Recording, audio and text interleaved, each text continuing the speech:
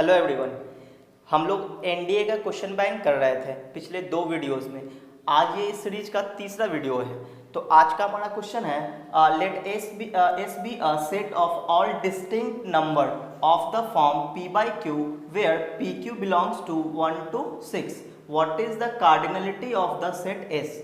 कहने का मतलब ये हुआ कि S क्या है, बी ए सेट है, कोई एक सेट है of all the distinct number of the forms p by q।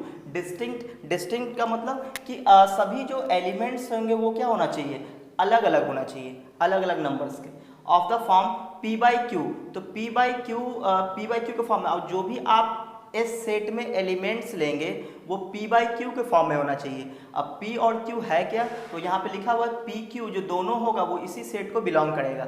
मतलब p की जो वैल्यू होगी वो 1 to 6 होगी और q की जो वैल्यू होगी वो भी 1 to 6 होगी। ध्यान रहे जब हम लोग p by q हम लोग जब फॉर्म बना रहे होंगे तो नंबर रिपीट नहीं करना है, ठीक है। सेम नंबर नहीं आना चाहिए, अलग अलग होना चाहिए। क्या होना चाहिए, डिस्टिंक्ट नंबर होना चाहिए। अच्छा, तो इसका मतलब ये हुआ p by q से कितना नंबर बन सकता है, और जो भी p और q लेना है वो इसी में से लेना है। तो बना के देखते हैं। तो p by q है, p by q, और नंबर्स हमारे पास दिया हुआ है कौन कौन सा, 1 2 3 4 5 एंड 6। तो अगर p की जगह 1 रखें तो p की जगह हम 1 रखते हैं तो 1 1, q की जगह 1 रखते हैं 1 by 1 हो जाएगा। फिर p को हम 1 ही रखे हैं और q को हम बढ़ाते जा रहे हैं, 1 by 2 कर ली, फिर 1 by 3 कर लेते, फिर 1 by 4, 1 by 5 और फिर 1 by 6।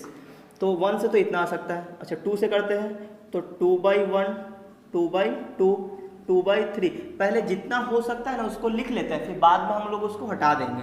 2 by 3, 2 by 4, 2 by 5 और 2 by 6। फिर अगला है 3 by 1, 3 by 2, 3 by 3, 3 by 4, 3 by 5, 3 by 6, ठीक है। फिर 4 by 1, 4 by 2, 4 by 3, 4 by 4, 4 by 5, 4 by 6। फिर 5 by 1, 5 by 2, 5 by 3, 5 by 4, 5 by 5, फिर 5 by 6। फिर 6 by 1, 6 by 2, 6 by 3, 6 by 4, 6 by 5 और 6 by 6। तो अब इससे ज़्यादा हो नहीं सकता चूँकि 6 था। तो अब इसमें से जो सेम होगा उसको हम लोग रिमूव करेंगे। तो पहले वाले में तो बिल्कुल स्टार्टिंग से तो कोई दिक्कत है नहीं। अच्छा, दूसरे वाले में क्या है कि इसको हमें काटना पड़ेगा क्योंकि ये 2 by 2 1 हो जाएगा और 1 पहले ही आ चुका है। अच्छा, 2 by 4 इसको भी काटना पड़ेगा क्योंकि 2 by 4 का मतलब है 1 by 2 और 1 by 2 पहले ही आ चुका है। 2 by 5 कोई दिक्कत नहीं है। 2 by 6 ये भी हमें हटाना पड़ेगा, ये 1 by 3 हो जाएगा। 2 by 6 1 by 3 हो जाएगा जो कि पहले ही आ चुका है। अच्छा, अगले में देखते हैं 3 ले सकते हैं, 3 by 2 ले सकते हैं, 3 by 3 इसको हटाना पड़ेगा क्योंकि 3 by 3 1 हो जाएगा जो कि पहले ही आ चुका है। 3 by 4 ले सकते हैं, 3 by 5 ले सकते हैं, इसको हटाना पड़ेगा, ये 1 by 2 हो जाएगा, 1 by 2 पहले ही आ चुका है। 4 by 1 ले सकते हैं, 4 by 2 इसको हम लोग नहीं ले सकते हैं, क्यों, क्योंकि 2 पहले ही आ चुका है। ये दे देगा 2 था, 2 2 4, 2 पहले ही आ चुका है। 4 by 3 सही है, इसको हटाना पड़ेगा, ये 1 दे देगा जो कि पहले ही आ चुका है। 4 by 5 सही चलेगा, ये देगा 2 by 3 और 2 by 3 पहले आया क्या, ये रहा आया, तो ये 2 by 3 देगा, तो इसको हटा देते हैं क्योंकि 2 by 3 पहले ही आ चुका है। अच्छा, अब अगला 5 by 1, 5 by 2 ले सकते हैं, 5 by 3, 5 by 4, 5 by 5 इसको हटाना पड़ेगा, क्यों, क्योंकि ये 1 दे देगा, तो 1 पहले ही आ चुका है। 5 by 6 ये भी ले सकते हैं हम लोग। अच्छा, अगला 6 by 1 6 ले सकते हैं, बिल्कुल ले सकते हैं, ये 3 दे देगा, इसको हटाना पड़ेगा क्योंकि 3 पहले ही आ चुका है, ये रहा 3। फिर 6 by 3 ये 2 दे देगा, 2 पहले ही आ चुका है। 6 by 4 ये कितना देगा, 3 by 2 वो भी पहले आ चुका है, 3 by 2, तो इसको भी हटाना पड़ेगा। 6 by 5 ले सकते हैं, 6 by 6 हटाना पड़ेगा। अब हम लोग काउंट करते हैं तो कितना आ जाएगा, तो इसमें आ जाएगा कितना, 1 2 3 4 5 6, इसमें 6 एलिमेंट आएंगे। इधर से 1 2 3, इससे 3 एलिमेंट, इससे 1 2 3 4, इससे 4 एलिमेंट, इससे 1 2 3, इससे 3 एलिमेंट, 1 2 3 4 5, इससे 5 एलिमेंट, इससे 1 2, इससे 2 एलिमेंट। तो सबको काउंट कर लेंगे, कितना आ जाएगा, 6 3 9 4 13, 9 4 13 और 3 16, 16 5 21 और 2 23, यानी कि 23 आएंगे, यानी कि 23 एलिमेंट्स होंगे। कार्डिनलिटी का मतलब होता है कि इस एस सेट में कितना एलिमेंट हो गए थे, कितना एलिमेंट आया, 23 एलिमेंट। तो option number B is a correct option. तो अगला क्वेश्चन है let A is equal to 1 2 3 4 to up to 10 तक दिया हुआ है, then the number of subsets of A containing 2 और 3 एलिमेंट्स इज, यहाँ पे लिखा हुआ 2 और 3 एलिमेंट्स। देखिए पहली बात तो ये सबसेट्स किसका पूछा जा रहा है, ए का सबसेट कंटेनिंग 2 और 3 एलिमेंट्स। तो सबसेट्स तो आप लोग समझते हैं, नहीं समझते हैं तो मैंने प्लेलिस्ट में एक अलग से इसका फोल्डर बनाया हुआ है सेट थ्योरी का, वो आप जाके पढ़ लें, वहाँ पे आपको मिल जाएगा सबसेट्स कैसे निकालते हैं। तो फिलहाल अभी हम बात करते हैं सबसेट ऑफ ए कंटेनिंग 2 और 3 एलिमेंट्स। तो ए का जो सबसेट होगा तो ए में कितना एलिमेंट है, 1 to 10 एलिमेंट है। तो इसका मतलब एक एलिमेंट्स का भी सबसेट होगा, 2 एलिमेंट्स का भी होगा, 3 का होगा, 4 का होगा, 5 का होगा, अप टू 10 एलिमेंट तक का भी सबसेट होगा। तो हमसे क्या पूछा जा रहा है कि आप सिर्फ 2 और 3 एलिमेंट्स का ही सबसेट काउंट करके बताइए कितना होगा। लिखा हुआ ना, then the number of subset of A, कितना नंबर ऑफ सबसेट होगा जिसमें 2 एलिमेंट होंगे या फिर 3 एलिमेंट होंगे, तो ये हमें काउंट करके बताना है। तो ऐसे केस में हम लोग करते क्या है कि ये ऐसा क्वेश्चन हम पहले भी कर चुके हैं कि हम लोग कॉम्बिनेशन का यूज करते हैं। हमारे पास कितना एलिमेंट है, 10 एलिमेंट है, हमें दो एलिमेंट्स का सबसेट बनाना है, तो 10 में से कोई भी 2 उठा लेंगे और उसमें कॉम्बिनेशन लगा देंगे। जैसे इस तरह से कि 2 एलिमेंट्स का अगर हमें चाहिए है तो हमें चाहिए 2 एलिमेंट्स का या फिर 3 एलिमेंट्स का सबसेट जो होना चाहिए वो 2 या फिर 3 एलिमेंट्स का होना चाहिए। तो इसका मतलब ये हुआ कि टोटल एलिमेंट्स कितना है, 10 है, तो 10C2 कर लेंगे। तो 10 एलिमेंट्स से जो भी 2 एलिमेंट्स का सबसेट बन सकता है वो इसके अंदर आ गया। और का मतलब वो यहाँ पे होता है प्लस, और मतलब प्लस, एंड रहता तो इनटू करते हैं हम लोग। ये बात परमुटेशन कॉम्बिनेशन में हम लोग पढ़ते हैं। आप लोग अगर पढ़ रखे तो ठीक है, नहीं पढ़ रखे तो मेरा कोर्स तो आएगा ही परमुटेशन कॉम्बिनेशन पे भी। बस आप लोग इस तरह से सपोर्ट करते रहिए और लाइक कमेंट्स करते रहिए, फिर और मज़ा आएगा पढ़ाने में। तो 10C2 और 3 एलिमेंट्स का अगर हमें सबसेट बनाना है तो कितना एलिमेंट है, 10, तो 10C3 कर लेंगे। बस इसको सॉल्व कर देना है तो रिक्वायर्ड नंबर ऑफ सबसेट्स मिल जाएगा। ये क्या है, रिक्वायर्ड, जो हमें चाहिए है, रिक्वायर्ड नंबर ऑफ सबसेट्स। तो 10C2 इसको सॉल्व कैसे करते हैं, तो जिसको नहीं पता उसको बता देते हैं। NCR का फार्मूला क्या होता है, factorial n upon factorial r factorial n minus r, ये होता है इसका फार्मूला। लेकिन हम इसको डायरेक्ट ही तोड़ देते हैं। कैसे, इस तरह से 10C2 है तो ऊपर वाला जो 10 है इसको हम डिक्रीजिंग ऑर्डर में 2 बार लिखेंगे, 10 और 9, जितना यहाँ रहता है ना उतना ही बार। फिर 2 है, इसको भी डिक्रीजिंग ऑर्डर में लिखेंगे अप टू 1 तक, इस तरह से। तो ये सॉल्व हो गया। इसको 3 बार लिख लेंगे डिक्रीजिंग ऑर्डर में, 10, 9 और 8, और नीचे जो 3 है इसको डिक्रीजिंग ऑर्डर में अप टू 1 तक, इस तरह से। तो बस इसको सॉल्व कर देना, ये आंसर हो जाएगा 2 5 जा 10, और यहाँ से 3 3 जा 9 और 2 4 जा 8, तो कितना हो जाएगा 9 5 45 और प्लस 12 120 हो जाएगा ये। तो कितना हो जाएगा टोटल 165। तो हमारे पास आंसर कौन सा आ जाएगा, option number C is a correct option. तो अगला क्वेश्चन है, consider the following in respect of set A and B. A और बी 2 सेट है, उसके रेस्पेक्ट में कुछ चीज़ें यहाँ पे स्टेटमेंट लिखा हुआ 1 से लेके 4 तक। तो which one of the above are correct, तो पूछा जा रहा है इसमें से कौन सा जो है वो करेक्ट है। इसमें जो नीचे ऑप्शन दिया हुआ है कि कौन कौन इसमें करेक्ट है, 1 2 एंड 3, तो हमें चेक करना पड़ेगा ना कौन कौन सा करेक्ट है, उसी के अकॉर्डिंग हम ये ऑप्शन चूज करेंगे। तो पहले क्या करते हैं कि चेक कर लेते हैं कौन कौन सा ऑप्शन सही है या कौन सा ऑप्शन गलत है।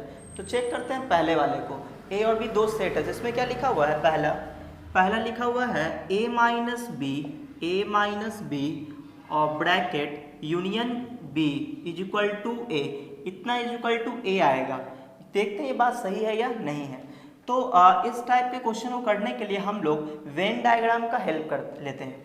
कैसे, वो इस तरह से कि जैसे मान लो हम ले लिए क्या, एक यूनिवर्सल सेट इस तरह से ले लिए, 2 सेट है ए और बी, तो ए और बी इस तरह से ले लेते हैं, ठीक है।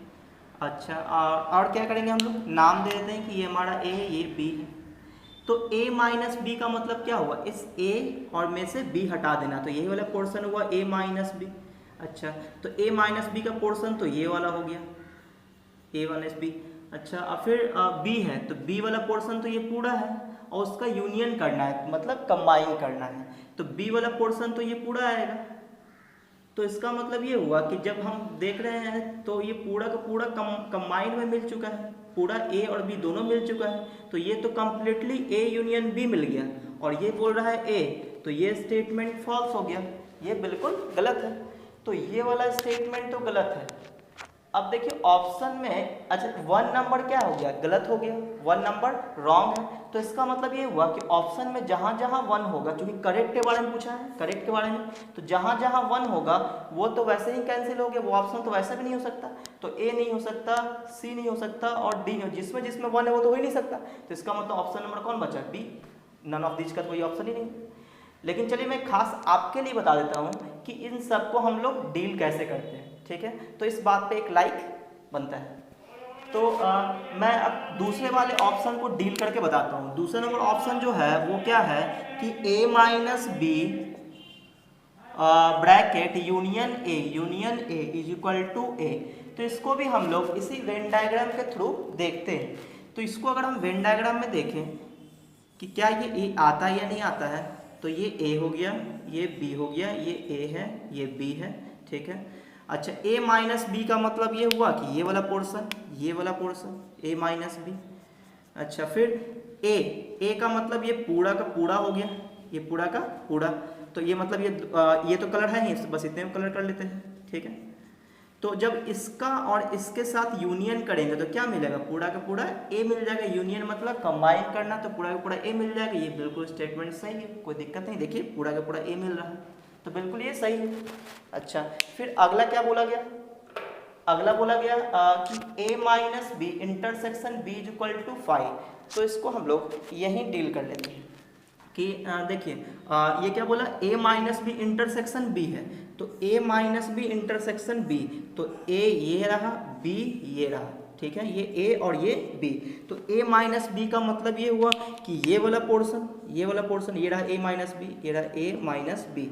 अच्छा फिर b, तो b वाला पार्ट ये पूरा है, तो ये b वाला पार्ट ये पूरा है, और इसका इंटरसेक्शन, तो b वाला पार्ट ये है, इसको मैं अलग कलर से कलर कर देते, b वाला पोर्शन ये वाला पोर्शन है, ठीक है, ये b वाला पोर्शन है। अब इन दोनों का क्या करना है, यूनियन तो करना नहीं है, तो क्या करना है, इंटरसेक्शन। कहाँ लिखा हुआ ये रहा कि a माइनस बी, ये रहा a लाल वाला पार्ट a माइनस बी, और ये b ये ब्लैक वाला, तो इन दोनों में का इंटरसेक्शन, इंटरसेक्शन का मतलब कॉमन, तो इन दोनों में कुछ भी कॉमन नहीं है, रेड बिल्कुल सेपरेट है, ब्लैक बिल्कुल सेपरेट है, तो कॉमन कुछ भी नहीं है, तो आंसर क्या मिलेगा, 5 मिलेगा। तो ये बिल्कुल सही लिखा हुआ है कि 5 दिया है, यानी कि ये भी स्टेटमेंट सही है। अच्छा अगले स्टेटमेंट की बात कर लेते हैं। अगला स्टेटमेंट ये है कि a is a subset of b, मतलब a का हर एक एलिमेंट b में है, a का हर एक एलिमेंट b में है, तो a union b is equal to b होगा। क्या चेक करते हैं कि सही है कि नहीं। तो ये रहा हमारा कौन किसके अंदर है, तो a का हर एक एलिमेंट b के अंदर है, यानी b के अंदर a है, यानी एक बड़ा सा b लेना पड़ेगा, उसके अंदर कहीं ना कहीं a आएगा, तो ये रहा a, ये रहा b।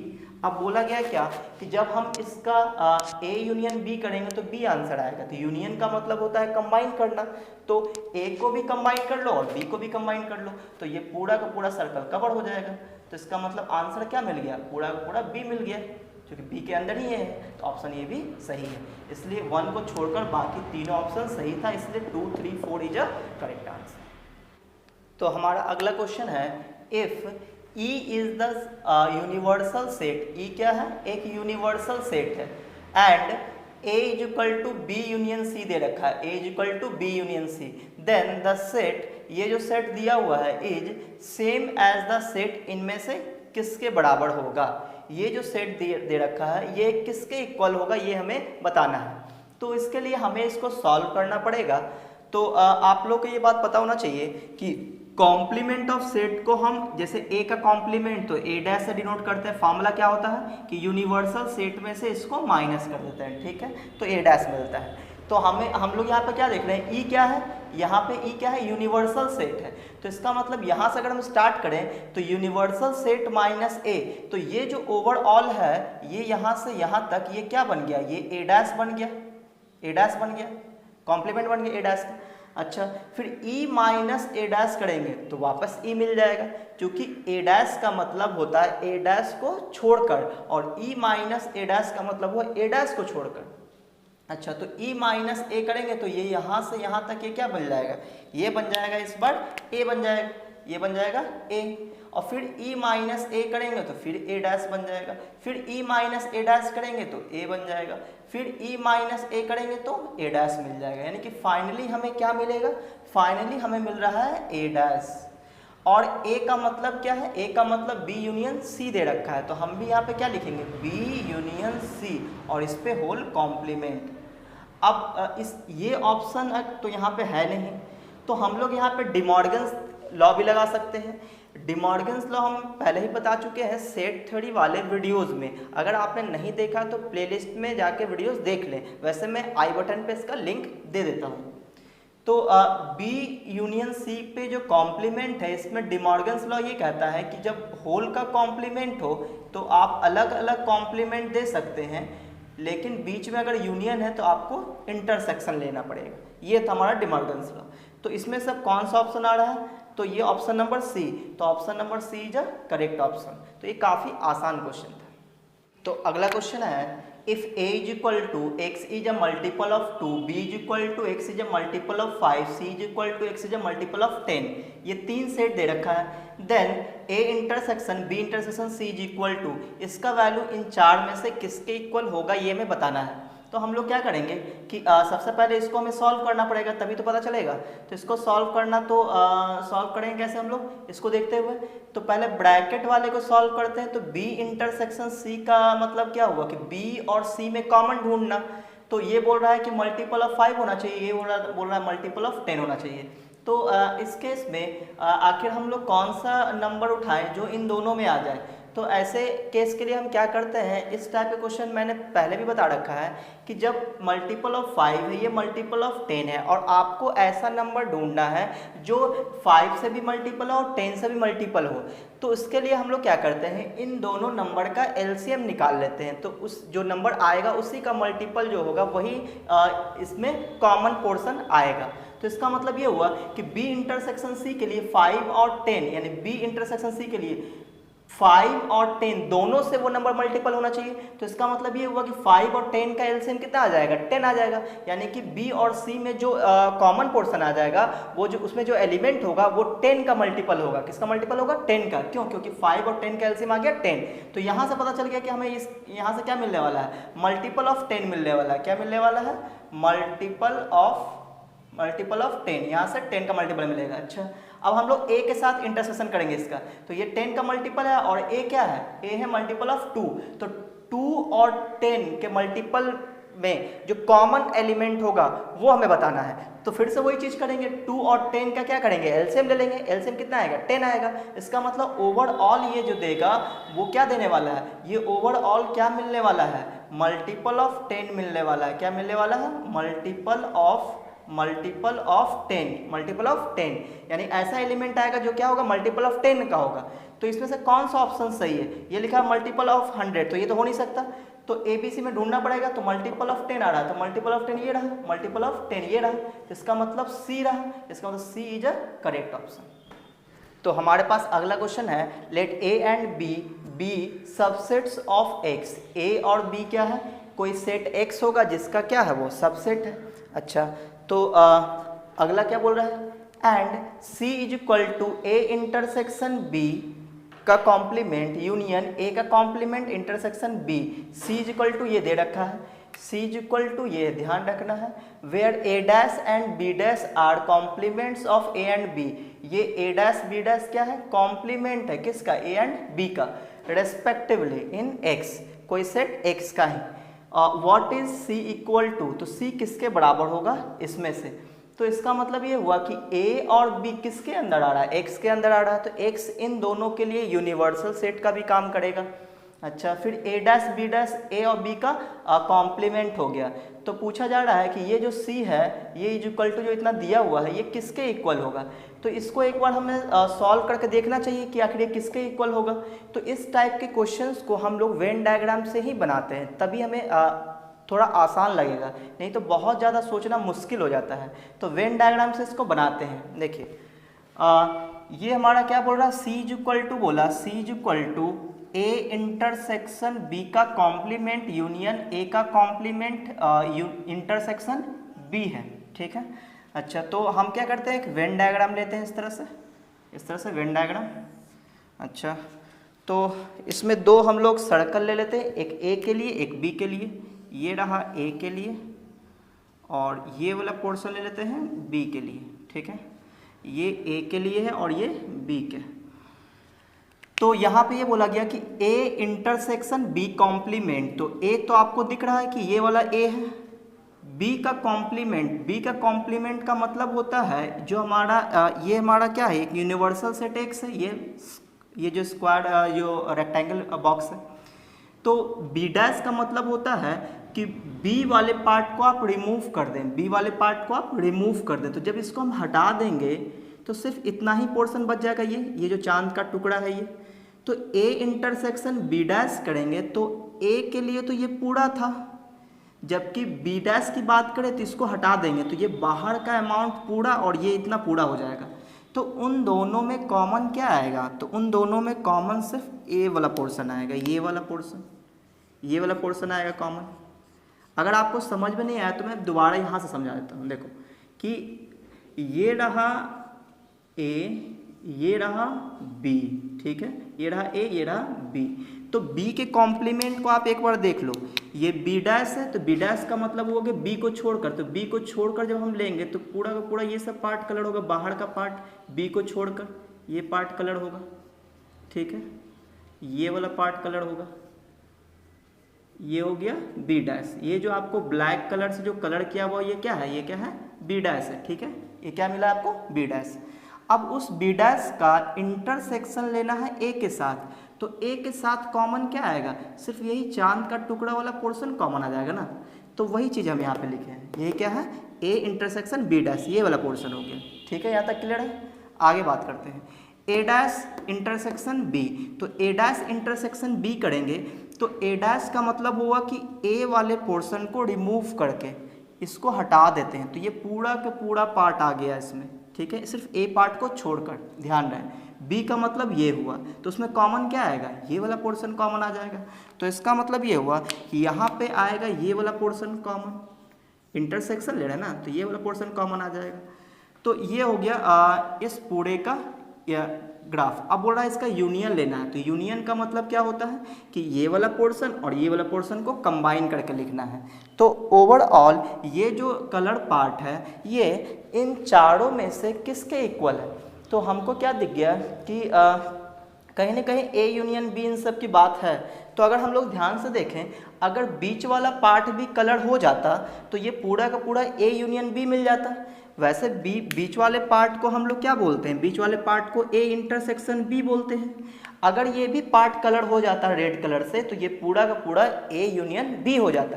तो हम लोग ये कह सकते हैं कि क्यों ना ऐसा बोल दें कि A यूनियन B में से माइनस कर लेते हैं, A यूनियन B में से A इंटरसेक्शन B को माइनस कर लेते हैं। तो A इंटरसेक्शन B को माइनस कर लेंगे तो यही तो कलर पार्ट मिलेगा। और कहीं ना कहीं ये ऑप्शन है भी, A union B minus A intersection B। तो option number C is a correct option. तो आप लोग क्या देख रहे हैं कि वेन डायग्राम का यूज बहुत ज़्यादा है, और ये तो हम आपको समझाने के लिए इतना टाइम लगाते हैं ताकि आप लोग को अच्छे से समझ में आ जाए और आपकी स्पीड अच्छी हो जाए और आप एग्जाम में कम टाइम पे क्वेश्चन कर पाओ। तो अगर आपको ये वीडियो अच्छा लगा हो तो वीडियो को लाइक कीजिए, और अगर आप मेरे चैनल पर पहली बार आए तो चैनल को सब्सक्राइब जरूर कर लें और बेल आइकन भी दबा दें ताकि जैसे ही मैं वीडियो डालूंगा आपको नोटिफिकेशन मिल जाएगा।